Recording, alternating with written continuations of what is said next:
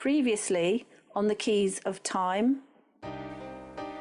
We now have the keys that are necessary to start to systematically unveil the Bible's chronology. The first two keys revealed the divinely ordained blueprint or framework for time. Keys 1 and 2 basically say that the blueprint is a week of 7 days of 1,000 years each. The next two keys resulted in the discovery of God's redemption chronology, which exists alongside the Bible's actual chronology.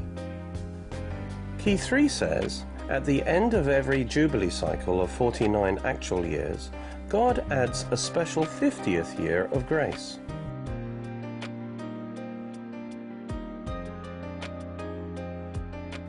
Key 4 is the principle of unreckoned time, which says that God does not count times when his people's sin causes his plan of redemption to be suspended. This is convincingly revealed by the 479 completed years recorded in 1 Kings 6:1, which are 131 years short of the actual time. Now, the total times of servitude are also 131 years. So if they are subtracted from the total time, this gives exactly 479 years. We will now look at the next 490-year Great Jubilee cycle in the chronology of redemption, from the dedication of Solomon's temple to the decree of Artaxerxes to restore and rebuild Jerusalem. After Solomon's death, Solomon's son Rehoboam decided to impose higher taxes. This prompted a revolt by the 10 northern tribes, leaving just the 2 southern tribes of Benjamin and Judah loyal to Rehoboam. The result was a divided kingdom, Israel in the north and Judah in the south. For both kingdoms, we're told how long each of their kings reigned and when they started their reign. The start of a reign is given in terms of the reign of the king in the other kingdom. This is called a synchronism. Moreover, Judah and Israel had different ways of measuring time. For example, there's the issue of whether they used accession years or not. And then there's the issue of whether they used Nisan or Tishri-based years. And then there's the issue of whether there were co-regencies and interregnums.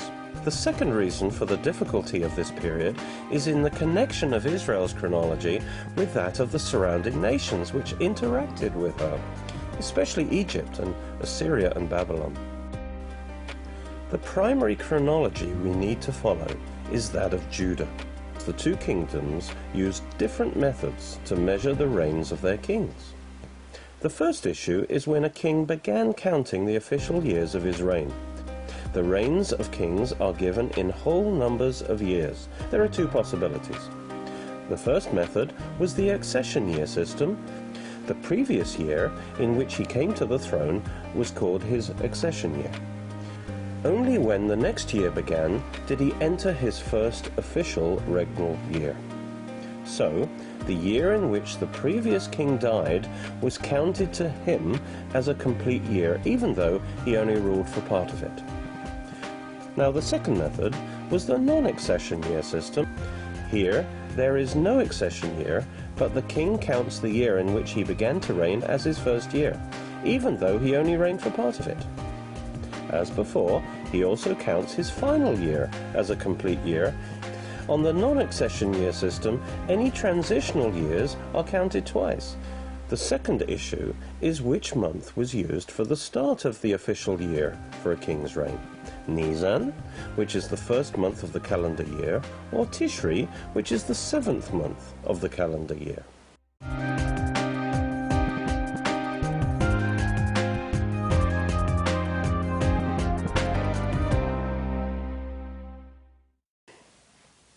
The next king of Judah was Jotham. 2 Chronicles 27, 3-6 summarizes Jotham's reign for us.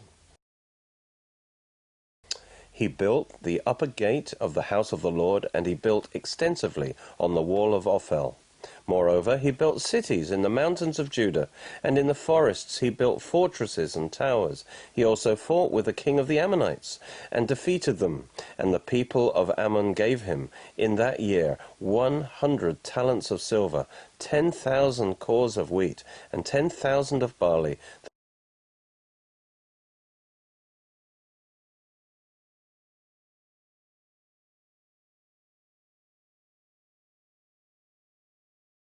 The people of Ammon paid this to him in the 2nd and 3rd years also. So Jotham became mighty, because he prepared his ways before the Lord his God. Because he ruled in the fear of God, he enjoyed a prosperous reign. His contemporaries, the prophets Isaiah, Hosea, and Micah, were a good influence on him.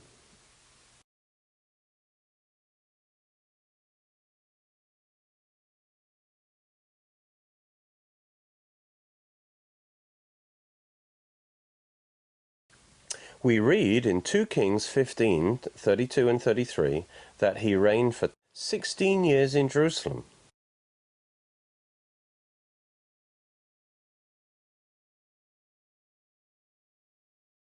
In the 2nd year of Pekah, the son of Remaliah, king of Israel, Jotham, the son of Uzziah, king of Judah, began to reign.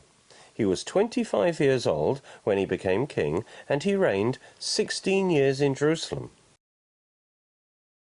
Clearly, Jotham reigned for 16 years as a king. However, 2 Kings 15:30 tells us that Pekah died in the 20th year of Jotham, the son of Uzziah. We seem to have a contradiction here, which God is using to reveal that something special was going on. Now, this is indicating a co-regency between Jotham and Uzziah.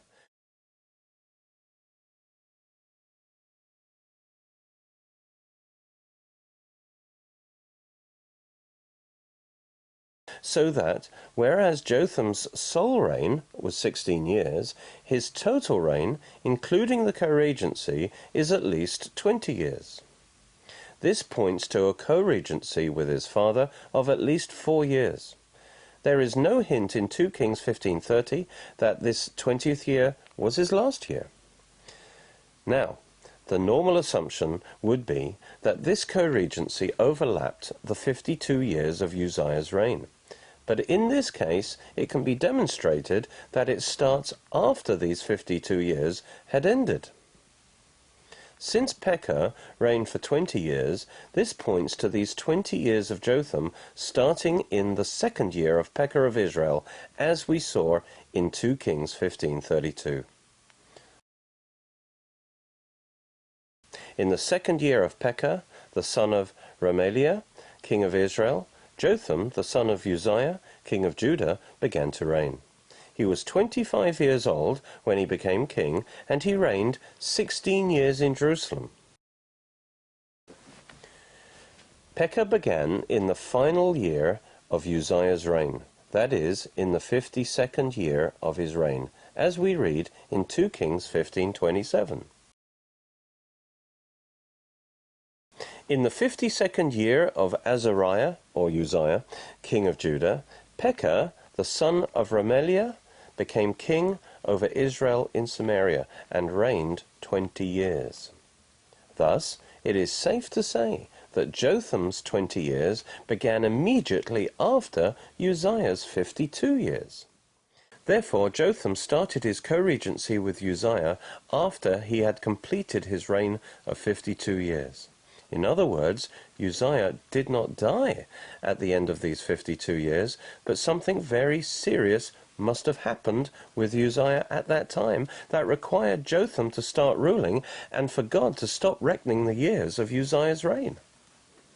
As we might expect, this is all perfectly consistent with the biblical account of his reign. Let's read 2 Kings chapter 15, verses 1 to 7. In the 27th year of Jeroboam, king of Israel, Azariah, the son of Amaziah, king of Judah, became king. He was 16 when he became king, and he reigned 52 years in Jerusalem. And he did what was right in the sight of the Lord, according to all that his father Amaziah had done. except that the high places were not removed. The people still sacrificed and burned incense on the high places. Then the Lord struck the king, so that he was a leper until the day of his death. So he dwelt in an isolated house. And Jotham, the king's son, was over the royal house, judging the people of the land. Now, the rest of the acts of Azariah, and all that he did, are they not written in the book of the Chronicles of the kings of Judah? So Azariah rested with his fathers, and they buried him with his fathers in the city of David. Then Jotham his son reigned in his place. Notice that after it says Uzziah reigned 52 years, it does not say, as it does for the other kings, that he died and was buried. Instead, it says he was struck down with leprosy, which then prevented him from functioning as a king, as he had to live in an isolated place in quarantine, which is why Jotham had to take over the reins of power in Jerusalem. Uzziah remained in this state as a leper until his death a few years later. This passage gives a clear sequence of events.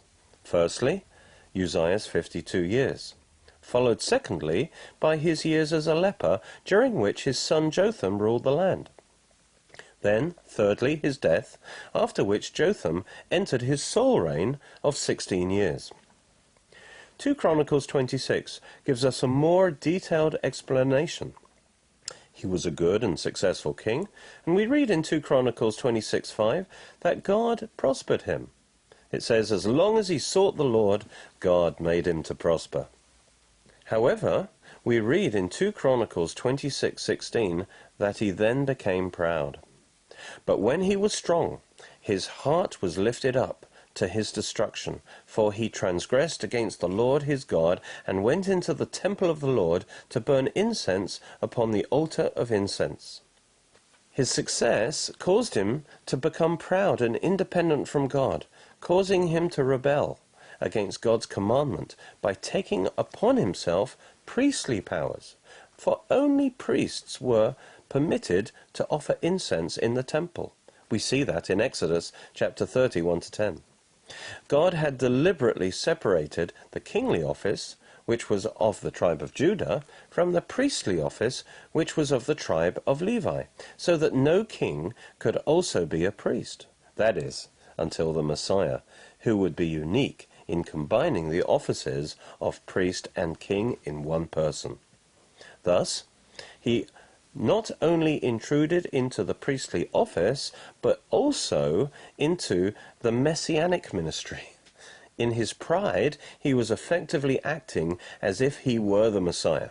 So this was, of course, very serious.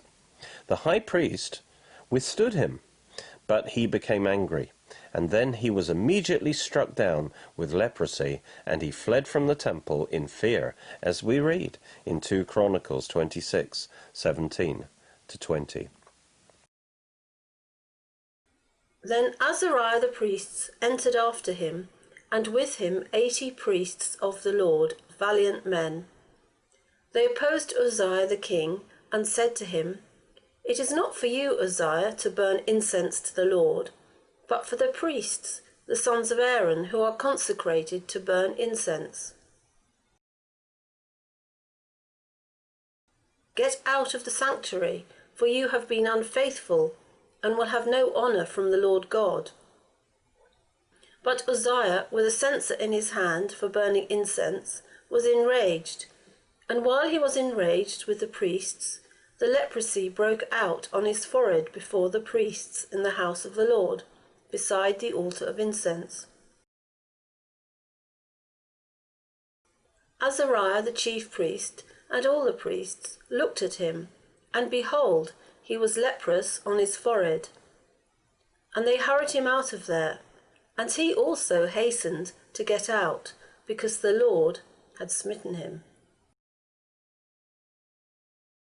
So God removed Uzziah from his kingship, even when he was alive, and did not reckon his final years as a leper as part of his reign, which had reached its 52nd year when this happened.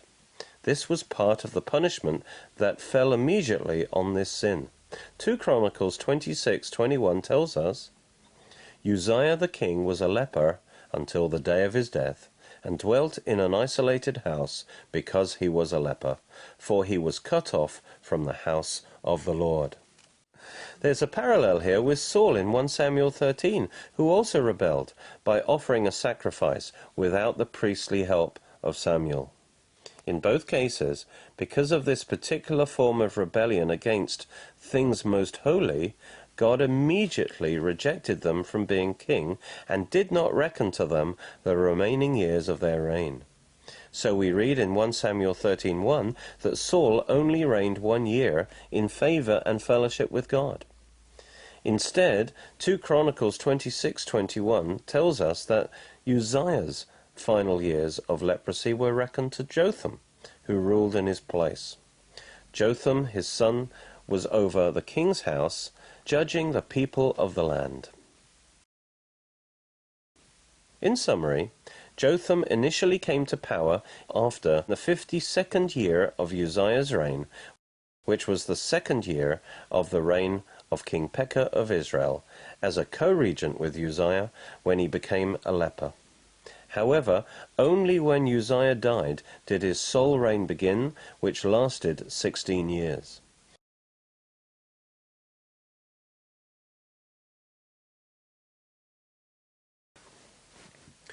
His 20 years in 2 Kings 15:30 means his co-regency must have lasted at least 4 years. In fact, there is no reason to suppose it could not have lasted longer. Now, we are not given a synchronism for the year of Jotham's death, when his son Ahaz began his sole reign. Therefore, we do not know from the data in 2 Kings what the length is of Jotham's total reign, which began after Uzziah's 52 years, except that it is at least 20 years.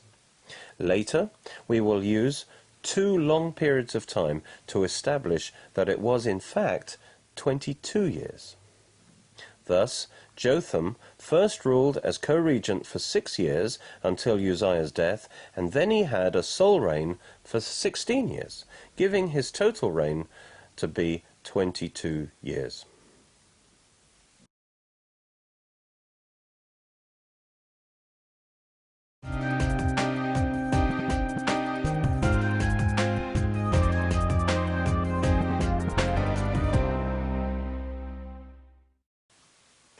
Ahaz, king of Judah, reigned for 16 years. 2 Kings 16:1 and 2 tells us, in the 17th year of Pekah, the son of Remaliah, Ahaz, the son of Jotham, king of Judah, began to reign. Ahaz was 20 years old when he became king, and he reigned 16 years in Jerusalem. The synchronism indicates that Ahaz had a 6-year co-regency with his father Jotham before his sole reign of 16 years. Ahaz became king in the 17th year of Pekah, but we know from 2 Kings 15:30 that Jotham was still alive at this time, since Pekah died in the 20th year of Jotham, which was after another 4 years. Then Hoshea, the son of Elah, led a conspiracy against Pekah, the son of Remaliah, and struck and killed him. So he reigned in his place in the 20th year of Jotham, the son of Uzziah. Therefore, there is a co-regency, and the synchronism gives the start of the co-regency, which is normal. In any case, it would have been impossible to do it for his sole reign, beginning as it did during an interregnum in Israel. Jotham then continued for another 2 years until he died in his 22nd year. Therefore Ahaz reigned as co-regent with his father Jotham for 6 years before his sole reign.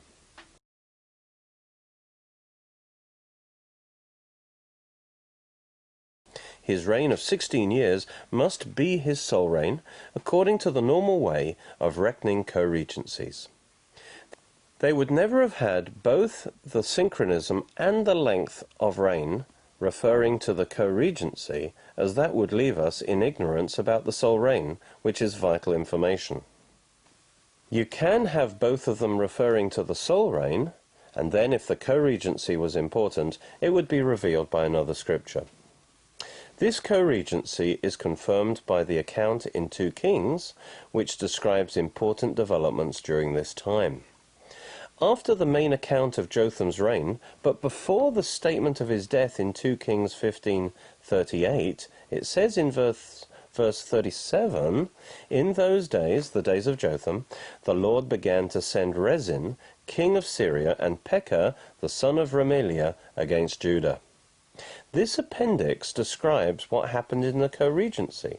Jotham was a good king, so why did the Lord send this judgment in his time? The next verses in 2 Kings 16, verse 1-4, explain why. Ahaz became co-regent in the 17th year of Pekah of Israel, and it seems that he quickly became the dominant figure. Unlike his father, he was an evil king, and as a result we read in 2 Kings 16:5 that Syria and Israel made war against him.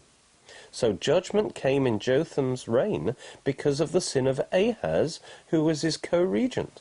Isaiah prophesied under 4 kings of Judah: Uzziah, Jotham, Ahaz, and Hezekiah. Ahaz was the wicked one out of these 4. 2 Chronicles 28:2-4 tells us that he continued the worship of the high places, of the golden calf, of Baal, and of Molech. He even sacrificed his own children to Molech.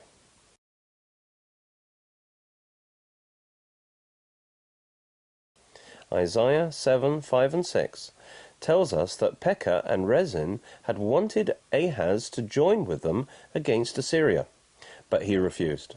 So they wanted to remove him and replace him with an anti-Assyrian king.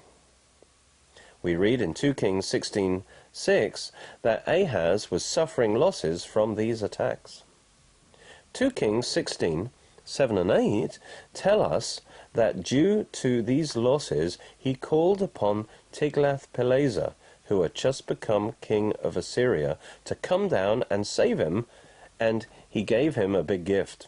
Tiglath reigned from 745 to 727 BC. We read in 2 Kings 15:29 that as a result Assyria attacked Syria and killed Rezin. Soon after, Assyria attacked Israel. That was in 744 BC, and it conquered large portions of it, deporting a lot of the population to Assyria. This is confirmed by Tiglath's annals in the Assyrian records. 2 Kings 15:30 tells us that in the midst of this crisis, Hoshea rose up and killed the weakened Pekah in order to turn away the Assyrian wrath. It was his 20th year and the 20th of Jotham. So all this took place in the first 4 years of Ahaz's co-regency with Jotham.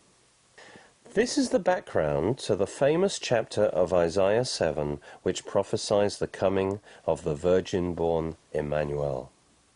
Isaiah 7, 1 and 2 tells us that Rezin and Pekah had started their attacks on Judah, and the house of David was in great fear. Isaiah took his young son, whom he would use as a prophetic sign, to Ahaz in Isaiah 7, 14-16. We'll be looking at this passage shortly. Isaiah 7, 3-4 tells us that he went to speak to Ahaz, telling him not to be afraid of the enemy, because they had gone too far. Then Isaiah 7, 5 and 6 tells us they were planning to bring down the royal dynasty of the house of David and bring it to an end, and in its place install their own puppet king who would share their anti-Assyrian policy. This doomed them to failure because God was committed to his covenant with David, and Immanuel, the Messiah, must come from the royal house of David. Isaiah 7:7 says, "It shall not stand, nor shall it come to pass." Therefore, because of Immanuel, the house of David could not fall, as Isaiah 8:10 says later. The enemy's plan will not stand because of Immanuel. It was 745 BC. God promised Ahaz that both Syria and Israel would soon fall.